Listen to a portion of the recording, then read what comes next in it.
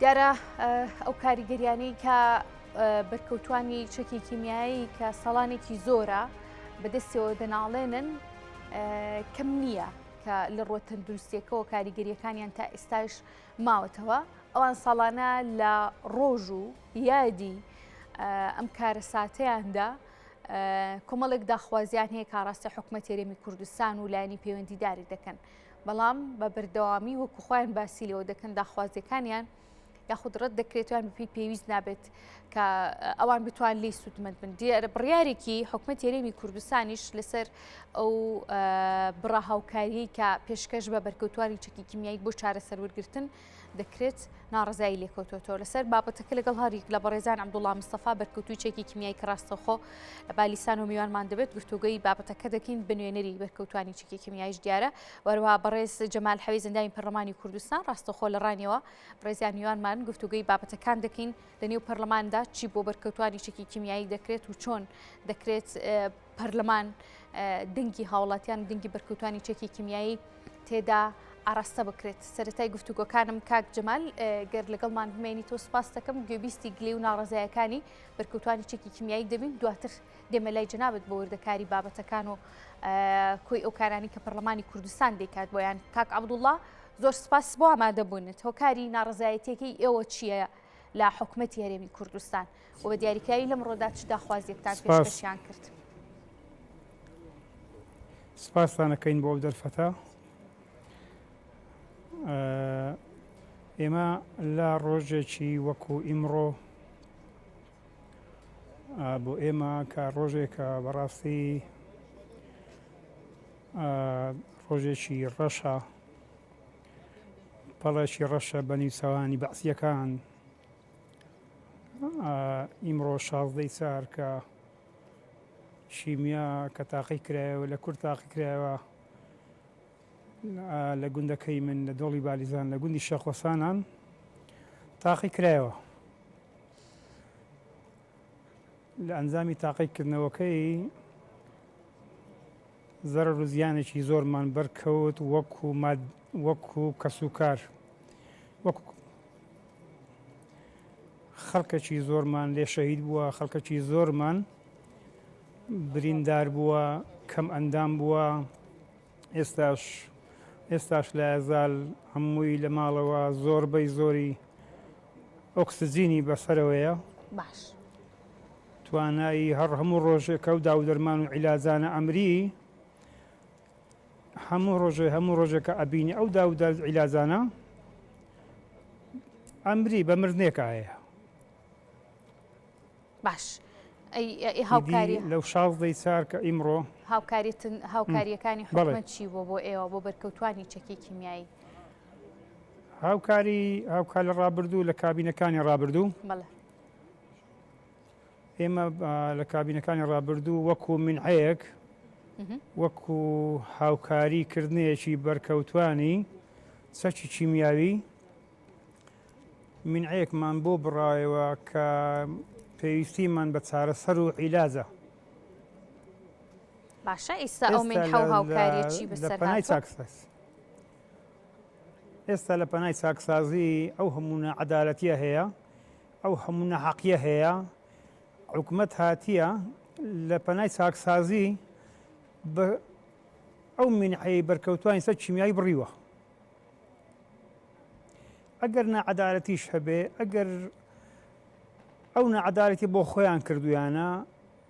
هەمووی چاوساغی خۆیانە مەسئولی خۆیانە هەمووی بۆ خۆیان کردووە خەڵکی خۆیانە ئێستا ئەمە داوایە لەلایەنی پەیوەندیدارەکەین داوا لە سەرۆکایەتی حکوومەتەکەین بەو بڕیارەدا بچێتەوە ئەو بڕیارە زۆر ناعادیلانەیە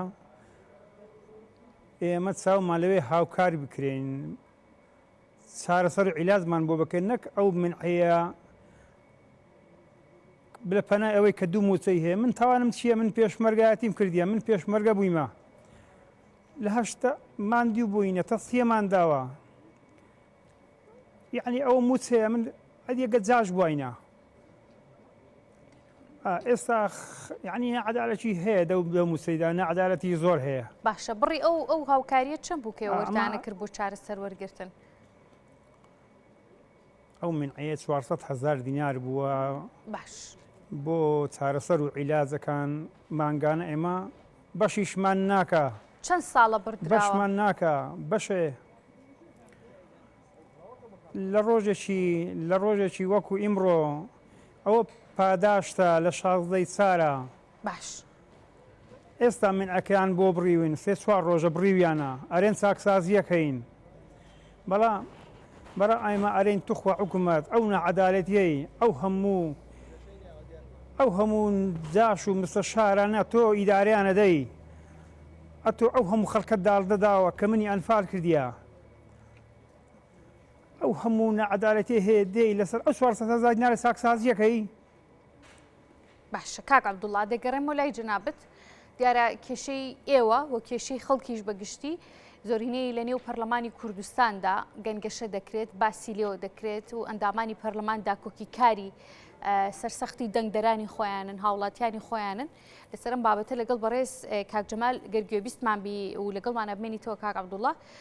گفتوگەی زیاتر لەگەڵ کاک جەمالەکەین کاک جەمال زۆر سوپاس دووبارە بۆ ئامادەبوونت دیارە لە ساڵی 2013دا حکومەت هێرێمی کوردستان ڕەزامەندی داوە بەوەی کە بڕێک لە تەرخانکردنی بڕی 400,000 دینار بۆ بەرکەوتوانی چەکی کیمیایی و هاوکاری بۆ چارەسەر وەرگرتن لە 2023دا لە 2020دا یاسای چاکسازی لە موچە و دەرماڵی خانەنشین و امتیازاتەکانی خانەنشین لە هەرێمی کوردستانە کراوە لە نێو چاکسازیەکەیە موچەی بەرکەوتوانی چەکی کیمیایی بڕاوە پەرلەمانی کوردستان بۆچی تا ئێستا لە ساڵی 2022ەوە کە ئەم بڕیارە دراوە تاکو ئێستا 2023 بۆچی بێدەنگ بووە هۆکاری بڕینی ئەم دەرماڵەیە چییە؟ دیارە بەرکەوتوانی چەکی کیمیایی ڕاستی حەقی خۆیانە ئەو شایستەیەی کە بۆیان دیاری کرابوو هەتا چونکە نەخۆشیەکە درێژخایەنە لەگەڵ تەمەنیاندایە دەبواە هەتا تەمەنیان هەیە حکوومەتی هەرێمی کوردستان چارەسەریەکان و بژێوی ژیانیان لە ئەستۆ بگری بەڵام بەداخەوە دیارە وەکو کاک عەبدوڵڵا ئاماژەی پێکرد ماوەیە کە بڵێن ئەو شایستە داراییانیان لێ بڕاوە ئەوەش دیارە پەیوەندی بە پەرلەمانەوە نییە بڕینی موچەکانیان تەنها ئەوەی لە یاسای چاکسازی هات بەڵێ ئەوەی لە چاکسازیەکە هات ئەوەی بڵێن دوو موچەیەکان بوون کامە موچەی هەڵدەبژێری خاوەن موچەکە ئازادە کامە موچە دەهێڵیتەوە بەڵام بەڕاستی ناحەقێکی زۆر بەرامبەر بەرکەوتنانی چەکی کیمیاوی کرا ئەوەش حکوومەتی هەرێمی کوردستان لەی بەرپرسیارە ئێمە دیارە وەکو فراکسیۆنی سەوز لە پەرلەمانی کوردستان پێشنیازە یاسایەکیشمان دایتە سەرۆکایەتی پەرلەمان بۆ دابینکردنی بیمەی تەندروستی ئەو کاتە بڵێن نەک هەر بەرکەوتوانی چەکی کیمیایی خەرکانێکی یەکجار زۆر کە ئەو نەخۆشیانەی چەند ساڵە بە تایبەتی شێرپەنجە لە ناو کۆمڕانی خەڵکی کوردستان گەشەی کردیە و بڵاوە داوامان کرد بیمەی تەندروستی دابین بکرێ بۆ هەموو خەڵکی کوردستان بۆ ئەوەی هەموو خەڵکی کوردستان بەو مافەیان شاد بێن زۆربەی هەرە زۆریان لەبەر هەژاری توانای دابینکردنی دا و دەرمان و پێداویستیە تەندروستیەکانیان نەبوو بەڵام بەداخەوە حکوومەتی هەرێمی کوردستان نەیهێشت ئەو پرۆژە یاسایە بخرێتە بەرنامەی کار و ئیشی لەسەر بکرێ بە بڵێن بە بیانووی ئەوەی ئەو پرۆژە یاسا ڕەهەندی دارایی هەیە و پارەی تێدەچی بۆیە بریش هەرچەندە گوێمدا گوێبیستی قسەکانی کاک عەبدوڵڵا مستەفا شێخۆسانی نەبووم بەڵام لێرەوە پشتگیری هەموو قسەکانی دەکەم ئەوانە زۆر مستەحقن حەقی خۆیانە درێژە بە هاوکاریەکانیان بدرێ نەک ئەو 400,000 بۆیان دیاری کراوە پەرلەمان چی دەکا بۆ داکۆکیکردن لە مافی ئەمان کاک جەمال ئێمە هەر پێدا دەگرین هەردا کۆچیان لێ دەکەین خۆت دەزانی ئێمە دەستگای یاسادانانین دەستگای تەنفیزینین ئەوە حکوومەتە بە شایستە دارەیەکانی بڕیون بەڵام ئێمە کاک عەبدوڵڵا و هەموو بەرکەوتوانی چەکی کیمیاوی ئەوانەی شێخوەسان و هەلەبجەش داکۆچیکاریان دەبین و هەوڵ دەدەین مافەکانیان بۆ بەدەست بێنین باشە ئێستا حکوومەت هێرێمی کوردستان لەو مەترسیە یاخود لەو قەیرانە داراییەیە ماوەکە موچێکی 400,000 دیناری کە ببڕێتی بەرکەوتوانی چێکی کیمیایی کە ژمارەیان کۆی بەرکەوتوانی چێکی کیمیایی هەڵە نەبم 970 کەسە زیاتر لە نیوەیان ئەم هاوکاریان بردراوە. ینی لە ڕووی داراییەوە حکوومەتی هەرێمی کوردستان پێویستی بەم هاوکاری ئەوان هەیە. دیارە حکوومەتی هەرێمی کوردستان قەیرانی دارایی دەمەکە تێپەڕاندووە. ئێستا و قەیرانە نییە بیان و بێنیتەوە بڵێ موچەمان پێ نادرێ یاخود ئەو شای سەدارایی بەرکەوتانی چەکی چیمیاوی یان ئەوانەی زیندانە سیاسیەکان کە زۆر مستحقن بۆیان نەگەڕێنیتەوە. ڕاستی حکوومەتی هەرێمی کوردستان لەوە کەم تەرخەما بەرپرسیاریشە لە ژیانیان هەروەکو باسیشم کرد ئێمە وەکو فراکسیۆنی سەوز داکۆچیکاری مافەکانیان دەبین ئیشاءڵڵا بەڵام دیارە ئەو کاتەی دانیشتەکانی پەرلەمان دەست پێ بکەنەوە هەموو هەوڵ و کۆشتێکیان بۆەکەی ئیشاءڵڵا بۆی بگەنەوە مافەکانیان. باشە ئێوە لە پەرلەمانەوە یعنی ئەگەر بەدواداچوون بۆ بابەتەکەیان دەکەن بەدڵنیایی باشە. کاک جەمال دەگەڕێم بۆ لای جەنابەت بەڵام کاک عەبدوڵڵا ئێوە وەکو داواکاری وەکو ئەوەی کە پەرلەمان پشتگیریتان بکات داخوازیەکانتان داواکاریەکانتان ئاراستەی ئەندامانی پەرلەمانی کوردستان کردووە بە دەر لەمان حکوومەتی هەرێمی کوردستان چی دەڵێت لەسەر ئەم هاوکاری ئێوە؟ وەڵی ئێمە داوا لە لایەنی پەیوەندیدارەکەن لایەنی پەیوەندیدار سەرۆکایەتی پەرلەمان سەرۆکایەتی هەرێم لە سەرۆکایەتی حکوومەت داوا لە لایەنی پەیوەندیدارەکەین یعنی پێداچوونەوەیەک بۆ بڕیارە بکەن لەبەر ئەوەی ئێستا حکوومەت لەگەر قسەی کاک حەوێزە هاوڕام ئێستا حکوومەت قەیرانی داهات و قەیرانی مادی نییە بەس قەیرانی نیەتی چارەسەرکردنی نییە قەیران بە قەیرانە ئەسپێری یعنی نیەتی چارەسەرکردنی بژێوی ژیانی نییە. ئێمە بەرمیلێک نەوت بە $20 بوو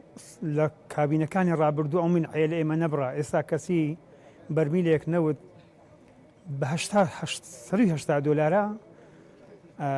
ئێستا دێ چاکسازیەکە حکوومەت کێشەی داهاتی نییە.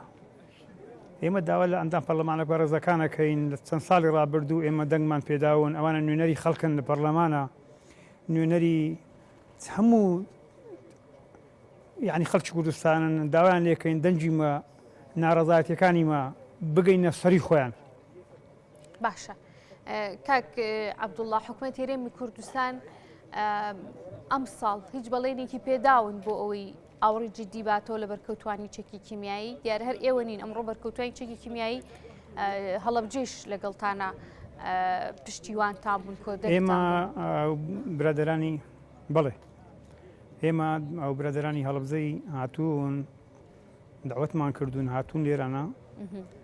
حکوومەت یعنی حکوومەت گوێت لێران ناگری خۆ حکوومەت لە 30 ساڵی ڕابردوو لە 30 ساڵی ڕابردوو ئەوانە دێن بەرپرسەکان دێن دەقەیەک لێر ئەوەسن و ئیدی ئەگەڕێنەوە ئەوانە یعنی ئیش بۆ خەڵکی خۆیان ناکە حکوومەت ئیش لەسەر قەیرانەکە ئیش لەسەر زەعیببوونی یعنی خەڵکەکە حکوومەت گوێت لێران ناگری گەنا خۆ زۆر باش لە مەعاناتی دوازانی حکوومەت ئازانی هەمووی نوێنەری خۆی هەیە چاوساغی خۆی هەیە ئەزانی چێ خەڵکی مستحقە ئەزانی چێ بەرکەوتوێ ئەزانی چێ تەسحیەیدایە ئێمە خۆ بۆیە تەسحیەماندا بۆیە ئەنفال کراین ئەو منتیقەی ئێمە لەگە منتیقەکانی شوێنەکانی دیکەش ماباقی هەمووی شوێنی ئەوانەوەی لایەنی ئەو حکوومەتە ئەو شۆڕەشە بووە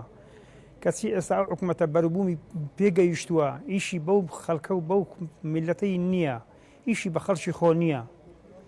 حکوومەت زۆر بێباکە زۆر حکوومەت لەو کوردستانەی بێباکە ئیش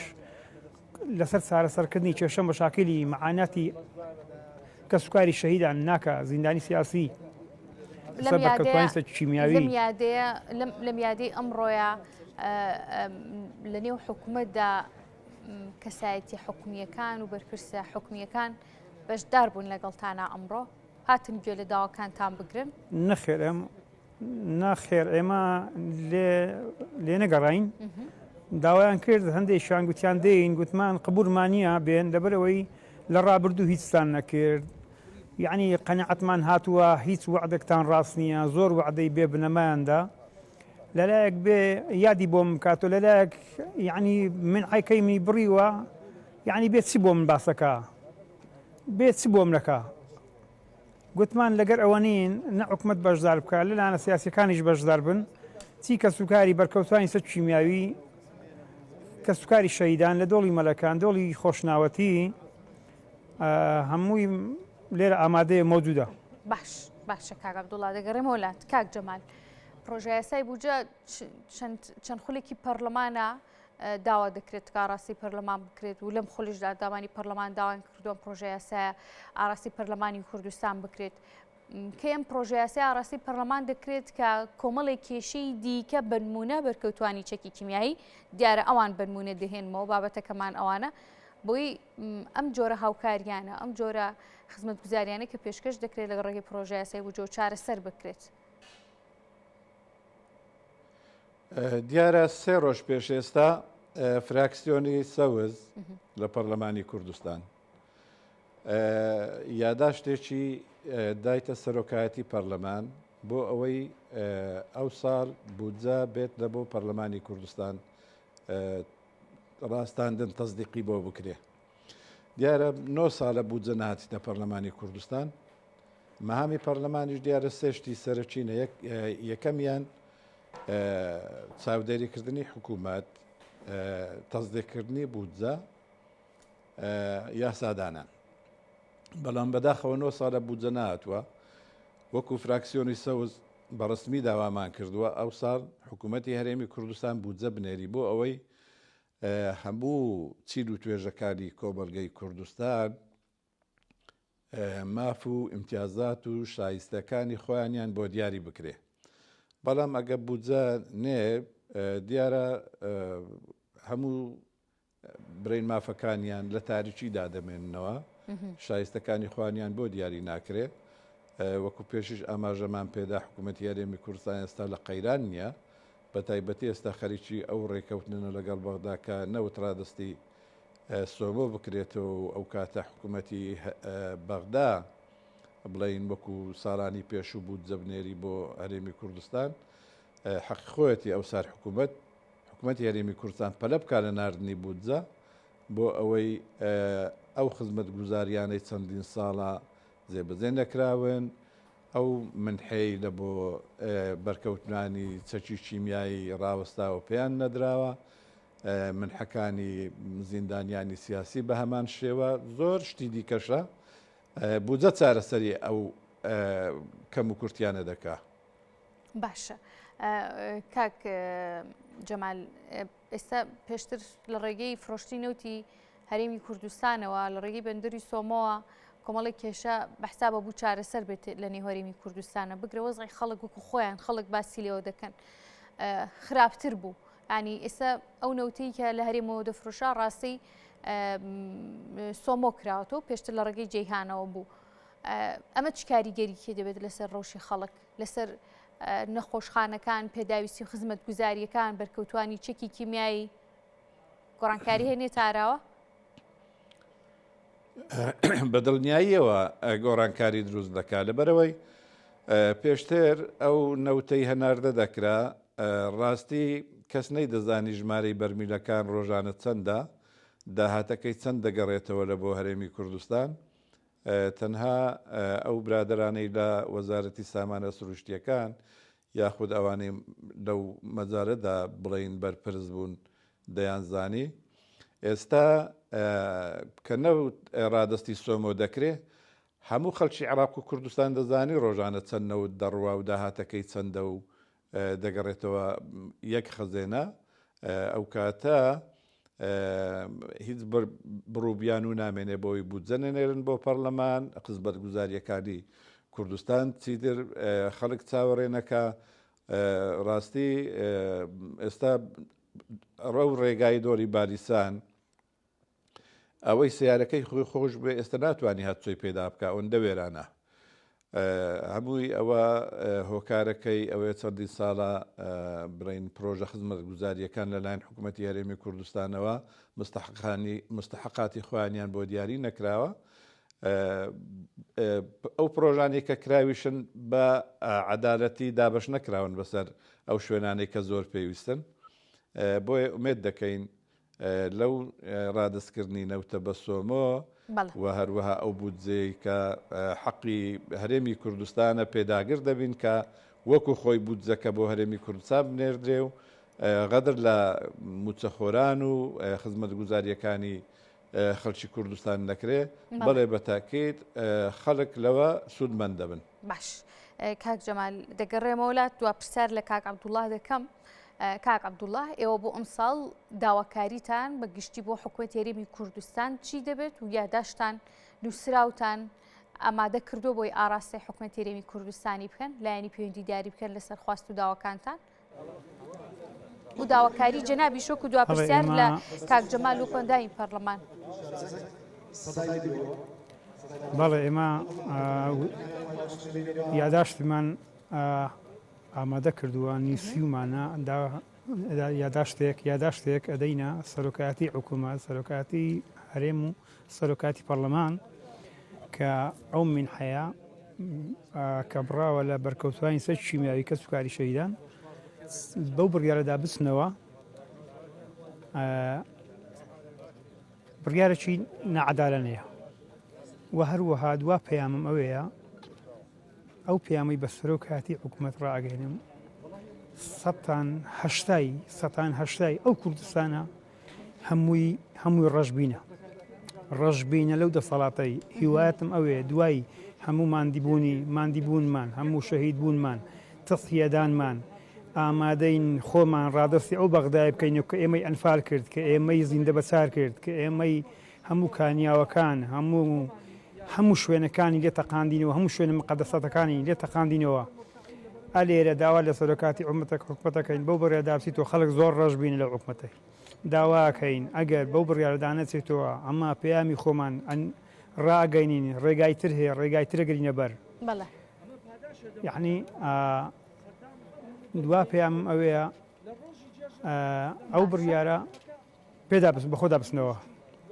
بەخۆدا بستنەوە. بەڵێ بەڕێز عەبدوڵڵا مستەفا بەڕێزیان بەرکەوتووی چەکی کیمیا و کونێرەری بەرکەوتوانی چەکی کیمیایی لە بالیسانەوە سپاس بۆ ئامادەبوونی جەنابەت دیارە گفتوگۆکانم شەر پرسیارێکی دیکەم لەگەڵ کاک جەمالە ماندوو نەبیت لەگەڵ کاک جەمال درێژە پێدەدەم ماندوو نەبن کاک عەبدوڵڵا. کاک جەمال دەزانین کە لە نێو پەرلەمانی کوردستان لیژنەی تایبەت هەیە بە بەرکەوتوانی چەکی کیمیایی بە ئەنفال و کارەساتەکان کە لە هەرێمی کوردستاندا هەن ئەم لیژنانە لەم خولەی پەرلەماندا چیان کردووە بۆ بەرکەوتوانی چەکی کیمیایی ئێوەی ئەندامانی پەرلەمان بێکمان ڕاستە لیژنەی تایبەت هەیە بەڵام دوجار ئاگاداری بارودۆخەکانە بندەنگ لەسەر یاسا و پرۆژە یاساکان دەدەن کە دەکرێتە نێو بەرنامەی کارەوە. دیارە لە پەرلەمان 19 لیژنەی هەمیشەیی هەنەیەکیان لەوانە لیژنەی تەندروستیە کە بڵێن هەموو ئەو بەرکەوتوانی چەکی کیمیاوی و هەرسوڕادنی کاروباری تەندروستی لە هەرێمی کوردستان وەکو ئەرێک ئیشی لەسەر دەکەن و ئەوانە بڵێن مهتەمن پێی. بەڵام بەڕاستی منیش لێرە ئەو پەیامەی کاک عەبدوڵڵا بەڕاستی شتێکی زۆر ناخۆشە کە خۆی بەرکەوتووی چەکی کیمیاوی کاتی خۆی ڕژێمی ڕەفتار فاشستی بەغدا بێویژدانانە کوردستانی کیمیا باران کردێک لەوەن ئەو کاک عەبدوڵڵایە کە برینداری چەکی کیمیاوی دەڵێ ئێمە ئامادەین خۆمان بەڵێ دەڵێ ئێمە ئامادەین خۆمان تەسلیمی ئەو ڕژێمە بکەین کە غەدر لە ئێمە کردو چەکی کیمیایی بەرامبەر ئێمە بەکارێنە. بەڕاستی ئەوە کارەسات است هەرچەندە ئێستا ئەو ڕژێمە نییە ئەو ڕژێمەی کاک عەبدوڵڵا و کۆمەڵانی خەڵکی کوردستانی کیمیا باران کرد ئەوانە گەیشتنە حەقی خۆیان بەڵام لای کاک عەبدوڵڵا هێشتان هەر هەمان بڵێن حکوومەتی پێشووە بۆیە کارەساتە تۆ بەرکەوتوی چەکی کیمیایی بڕێ با هەر ئەو ڕژێمەش ئەوەی کیمیاوی لێداوین خۆمان تەسلیمیان دەکەین و بە چارەسەرمان بکەن. حەقا حکوومەتی هەرێمی کوردستان ئەوە باند وەربگری ئەوە بەڕاستی نەنجی و بەڕاستی بڕین کەم و کورتێکی یەکجار زۆرە بۆ هەموو حیزبەکان بە تایبەتی حکوومەتی هەرێمی کوردستان کە بەرکەوتوانی چەکی کیمیاوی ئەو جۆرە گلەی و گازاندانیان هەبن. بەڵام وەک دووبارەی دەکەمەوە شایستەی بڵین ئەو منحەی بەرکەوتوانی چەکی کیمیایی هیچ حەق نییە لە پرۆژە یاسای چاکسازیشدا بڵین ئەو منحەیان لێ بڕابی، چونکە نەخۆشیەکە تا لەگەڵ تەمەنیاندایە کۆتایی نایە. منیش لێرە دەنجی خۆم دەخەمە پاڵ دەنجی کاک عەبدوڵڵا، ئێمەش ناڕزایی دەردەبڕین ئەو منحە دەبێ بۆیان بگەڕێتەوە. باش ئیشاڵە لە دانیشتنەکانی ئەو جارەی پەرلەمانی کوردستان دەست پێ بکەنەوە هەوری زیاتریان بۆ دەدەین. باشە کاک جەمال دیارە بەرکەوتوانی چەکی کیمیایی تەنیا کێشەکەیان ئەوە نییە کە کاریگەری چەکی کیمیایی لەسەر جەستیان ئەوانی کە لە ژیان داماون کاریگەریەکە لەسەر جەستیان تا ئێستاش بە زیندوی ماوەتەوە لە نێو جەستیان کاریگەریەکەیان ڕوون و ئاشکرا بەڵکو بەرکەوتوانی چەکی کیمیایی بێتایبەتی هەڵەبجە ژمارەیەکی زۆر ونبووی تێدا هەیە ناوبەناو ئەگەڕێنەوە نێو هەرێمی کوردستان لە ڕێگەی حکومەتی هەرێمی کوردستانەوە ڕێکارەکان بۆ ئاشناکردنەوە و گەڕانەوەیان بۆ ناو خێزانەکانیان ناکرێت. ینی چی دەکرێت؟ دوجار پرسیارەکان ئاراستی پەرلەمانی کوردستان دەکرێت، ئەندامانی پەرلەمانی کوردستان نزیکترن لە خەڵک و لە دەنگدەران و لە هاوڵاتیانی خۆیان و تاکو حکومەت و وەزیرەکان و داکو بەرپرسانی دیکەیت. ئەمە شتێکی ڕوونە لە نێو پەرلەمان چی بۆ ونبووەکان دەکرێت؟ دیارە ئەو ونبوانەی بڵین هەرچەند مانگە و کەیسێک دروست دەبی ئەعلام باسییان دەکا بڵین یەکێک دەدۆزرێتەوە ئەو مناڕە ونبوانە زۆرن. ئێستاش لە ئێران هەن لەوانەیە لە ناوەڕاست و باشووری عێراقیش هەبن. ئەوە بەڕاستی بۆ هەمومان کەم و کورتێکی گەورەیە بە تایبەتی حکوومەتی هەرێمی کوردستان دەبواە لە کاک گۆڕە بە کۆمەڵەکانی ئەنفار هەر نەدراینەوە تا ئێستا نەیانتوانە ئەوانەی بڕین زیندە بەچال کران حکوومەتی هەرێمی کوردستان تا ئێستا نەیانتوانیە بیان هێننەوە. ئەوە پەرلەمان دەستگایەکی تەنفیزی نییە، جەنابیشت دەزانی ئێمە دەستگای یاسادانانین و چاودێرین بەسەر حکوومەت. ئێمە بەڵێن دەدەین چاودێریەکەمان و بڵین لۆبیەکەی ئێوە گەورە بێ. بەڵێ دڵنیا بە ئێمە کەم و کورتیمان هەبووە هەوری زۆریشمان بۆ داوە بە تایبەتی ئەو برادرانەی خۆمان کە لە لیژنەی تەندروستینەوەڵە بە ڕاشکاویە هەموو ئەو برادرانەی لە لیژنەی تەندروستینە بە دڵسۆزیەوە کاریان کردیە. بەڵام چ بکەین حکوومەتی هەرێمی کوردستان هەر پرۆژە یاسایەک ئەگەر تێچووی هەبی دەڕێوە ڕەهەندی دارایی هەیە لە ئێستا لەو قەیرانە ناتوانین ئێمە ئەوە جێبەجێ بکەین. چەندین پرۆژە یاسایی تر مەسەرەن بنمونەوەرە لێرە جێی ئەوە نییە باسی بکەین پرۆژە یاسای هێزەکانی ناو خۆماندا سەرۆکاتی پەرلەمان حکومەت نەهێشت خوێندنەوەی بۆ بکرێ ڕێ تێچووی دارایی هەیە. ئومێد دەکەین لەو ڕێکەوتنی لەگەر بەغدا ئەو کێشە و مەشاکیلانە نەمێنن پرۆژەکان دارایی و تێژۆکانی حکوومەتی هەرێمی کوردستان بۆ چی سەرفەکرێت کە بۆ خزمەتگوزاری ڕێگاوبانەکانی هاوڵاتیان بۆ تەندروستی بۆ پرۆژە یاساکانیش نەبێ؟ وڵات جەنابێت بەخۆت دەزانی ڕێگەوبانەکان چۆنن. ئێستا گوند هەیە هەرە دۆری باریسان 15 ساڵە بیری بۆ لێدرایە هاوینان بەتانکەر ئاویان بۆ دێ نەهاتینە ئاوەکەیان بۆ تەوزیعکەن ئاوی باشی لە بیرەکە هەیە. جادەی دۆری باریسان ئەو خەڵکە تێکۆشەرەی بەس لە کارەساتەکەی کیمیابارانی دۆری باریسان 500 شەهید و بریندار و ئەنفالی لێکەتەوە. هەر دەبوایە بۆ ئەوەی خەڵکەکە ئەوانەی پێشتر وەکو پێشمەرگایەتی ئێمە جۆرەها وعدمان پێدا بوون ڕێگە و بانتان لە بۆ دەکەین کۆلیج و پەیمانگە ئەوانە دەینینە سنوورەکە وەستا من حیث شەهیدەکان نادرێ بریندارەکان نادرێ. بەداخەوە ئێمەش ئەو گلەیانەمان هەیە هەروەکو داکۆچی کاریش بووینە ئێمە قسوورمان نەبووە لە پەرلەمان ئەوەی لە دەستمان هاتبی ئەوەی پێمان کرابی داواکاریمان کردوونە. بەڵام بەداخەوە حکوومەتی هەرێمی کوردستان زۆر پرۆژە هەیە ناری بچیتە بواری جێبەجێکردن و داخلی برین بەرنامەی کاری پەرلەمانی بکرێ بەڵام ئێمە لە هەوڵ و ماندووبوونەکانی خۆمان هەر ناکەوین ئەو هەوڵ و کۆشە هەر دەدەین ئەوەش ئەرکێکە هیچ بلەتی تێدانی ئێمە بە بەرکەوتوانی چەکی کیمیایی و کۆمرانی خەڵکی کوردستانی بفرۆشینەوە هەم ئەرچی سەرشانی ئەمە ئەندامانی پەرلەمانە هەم ئەرچی حکوومەتی هەرێمی کوردستانیشە جێبەجێیان بکات. کاک جەمال دەزانین کە ساڵانە یاخود ساڵانەنە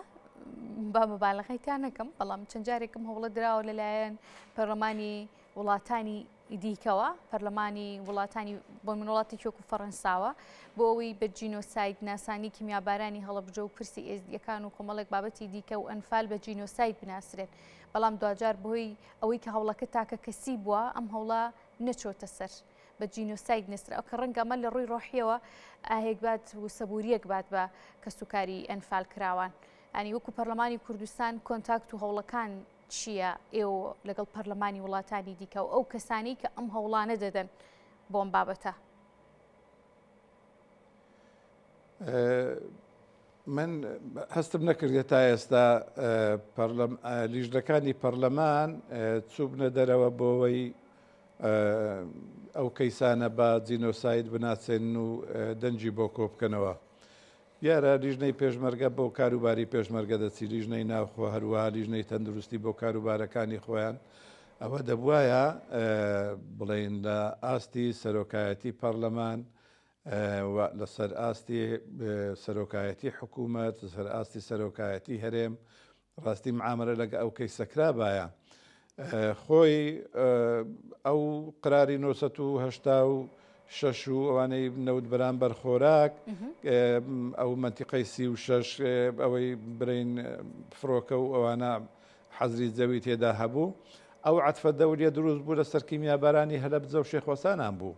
یعنی هەستەکی ئەو وڵاتانە جوولێندرا وەکو هەستەکی ئینسانی بوو دەبوایە ئێستا بەزەقی کاری لەسەر کرابایە چەندین ساڵە ئەو کەیسە کۆتایی پێهات با جینۆساید بە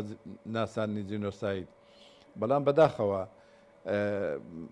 ئەگەر لە نەزانیە ئەگەر شارەزانی نەبرادەرانی سەرۆکەتی حکوومەت و هەرێم و ئەوانە مەجاریش هەبووە زۆر ئەگەر هەوڵیان بدابایە زۆرها وەفد دێن لە بۆ کوردستان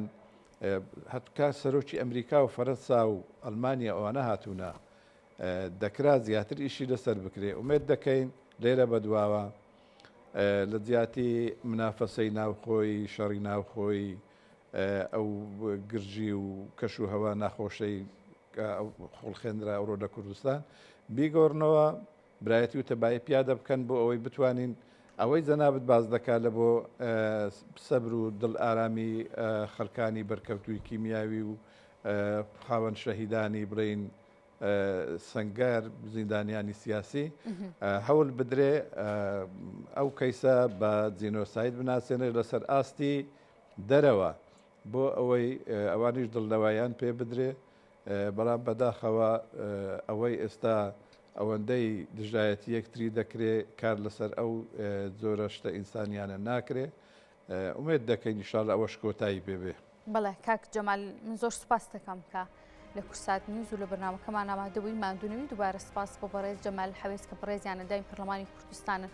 ماندوونەوەی.